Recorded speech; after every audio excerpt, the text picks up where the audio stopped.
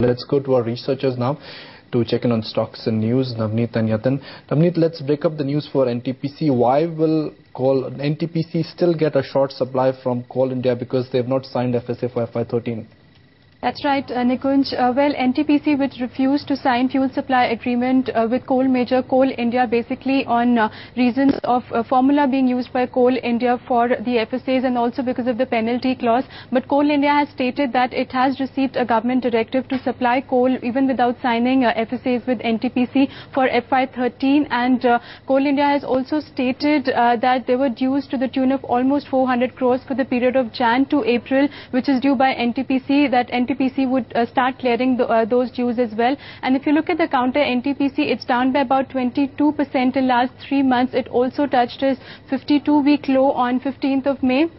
So keep an eye on that. It also trades below 100 and 200-day moving average. So that's a bit of positive news coming in there for NTPC. And moving on to Reliance Industries, the company would be rolling out its 4G network in a partnership with Himachal Futuristic Communications Limited. The report suggests that Infotel Broadband, which is owned by Reliance Industries, will be focusing on key aspects of network and monitor the rollout, whereas Himachal Futuristic will be responsible for the execution and management of this project. And looking at the counter Reliance Industries, 3-month return, it's down by about 15%, and also it touched its 52-week low in this month only on 8th of May, and it's currently trading below its 100 and 200-day moving average. And keep an eye on oil marketing companies, as positive news has come in there. CCI has cleared the oil marketing companies. There were charges levied by Royal Energy that oil marketing companies were fixing price for biodiesel, whereas CCI has stated that diesel prices are regulated by the government,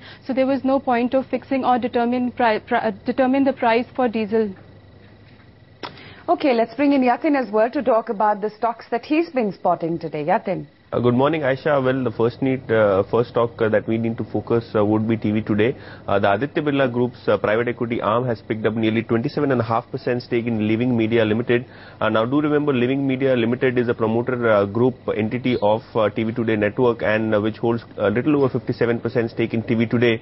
Now, via this transaction, the Aditya Birla Groups get an indirect interest control over TV Today to the tune of 15% equity stake. This transaction will not necessarily lead to an open offer, because the transaction is well below the prescribed limit for an open offer, and there is no substantial management control change at the promoter level.